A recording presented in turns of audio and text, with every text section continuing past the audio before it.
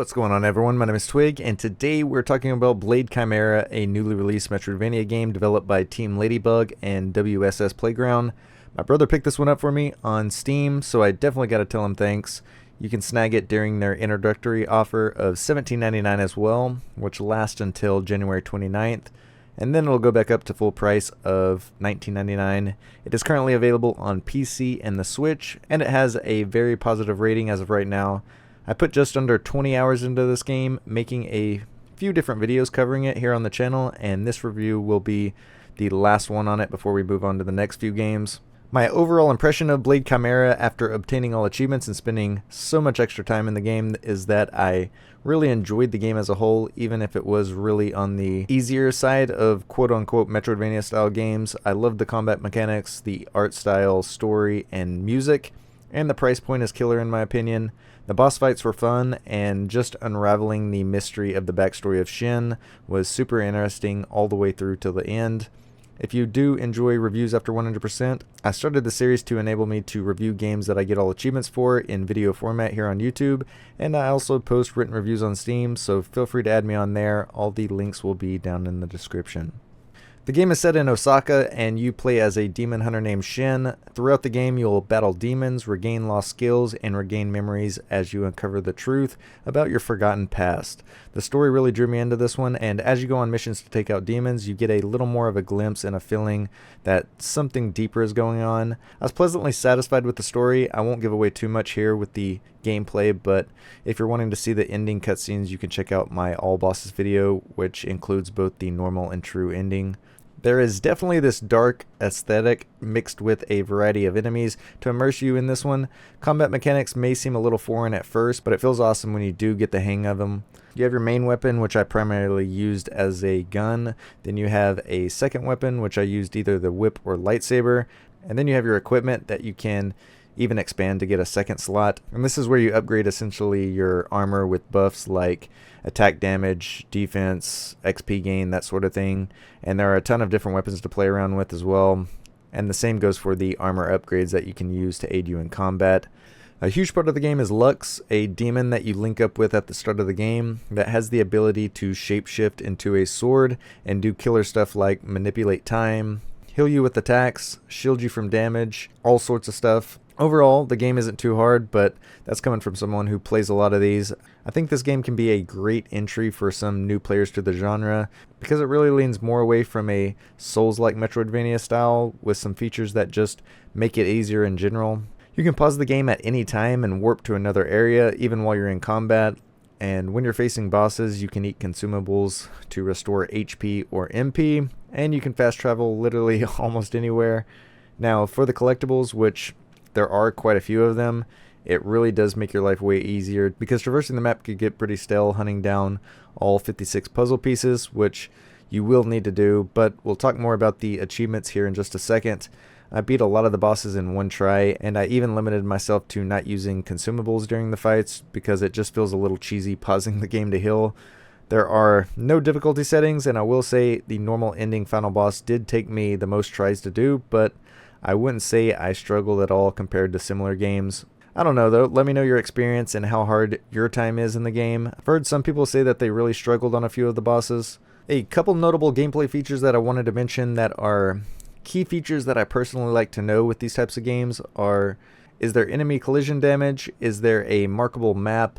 How do enemies respawn? And how does the save system work? And to answer the first two of those questions, there is enemy collision damage, but you do have a role, and then the map can be marked for areas that you need or want to come back to, which is a huge plus in my opinion. This isn't a Souls-like Metroidvania, like I said, where resting at a checkpoint makes enemies respawn. As soon as you leave a screen, they respawn. And the save system works like whatever you do between the time you die and your last save will need to be done again, even like marking on your map or talking to NPCs, which some people love, and I didn't really mind it, but there were times that I did a ton of stuff and I realized I hadn't saved in a long time after I died. I think that the save system combined with unlocking the ability to teleport to anywhere on the map pretty much right away made me kind of lose track of saving in general, but going into Blade Chimera, it was fun unlocking the abilities and leveling up Lux. and all of those abilities were super cool to get and try out like I thought they would be. Every time you level by gaining XP from killing enemies, you get a point that you can hold on to or spend on abilities. Located all around the map are permanent upgrades that you can find that increase your max HP or MP, and some are pretty well hidden. The map in general is pretty huge and well connected. It's split into basically 3 sections that open up the more you unlock different traversal mechanics, or as you collect a certain number of puzzle pieces to open different doors around the map. Some side quests were pretty basic, like go here and kill a certain number of this type of demon, or go to this area and find this item, but the ones including bosses were pretty fun. I really enjoyed the achievement journey in this one. There are only 25 achievements and basically one type of collectible item that you'll need to hunt down, but the puzzle pieces are no joke to find. Naturally, going through the game, you'll probably find 80 to 90% of them, but man, a few of them took me forever to track down. I made a guide on where to find all 56 puzzle pieces, and the video guide is posted here on YouTube, or if you want a marked map with some detailed explanations on which side quests drop pieces, I'll have my Steam guide linked below as well. This was definitely the most tedious part of the game, but it was pretty fun to track them down. You will need to find all of them to unlock the door to face the true ending final boss and see the true ending. And honestly, the true ending final boss was a really cool and fun fight, and one of my favorite bosses in the game. As for the other achievements, there are about 5 or so related to the actual story progression, and a lot of miscellaneous ones that are super easy to unlock, like the achievement Tarzan, which you unlock by chaining multiple rope swings together. Another one is revisiting the dog in the Peacemaker's headquarters after you're freed from prison to unlock a furry reunion. Eating a ton of ice creams in a row to obtain the Brain Freeze achievement was pretty cool. And then one of my favorite miscellaneous ones was Pro Gamer, which requires you to reach a score of 10,000 on the arcade machine, and that only unlocks after you complete the human trafficking side quest in that area. Surprisingly, there isn't one tied to the bestiary or chasing down the permanent upgrades or all items like the weapons, so overall this is a decently easy 100%, I'd say. I love playing Metroidvanias on the Steam Deck, and Blade Chimera is one that I put some time into on there. I didn't experience any weird frame drops in my time with it, and the UI looks good to me, so I expect it to get a verified rating at some point in the future. The overall length of the game will vary depending on how much content you want to do, obviously, but I've seen people get all achievements in roughly 10 to 12 hours, especially with the guides out there now. It's a fun Metroidvania, and the combat was probably the strong point of the game for me.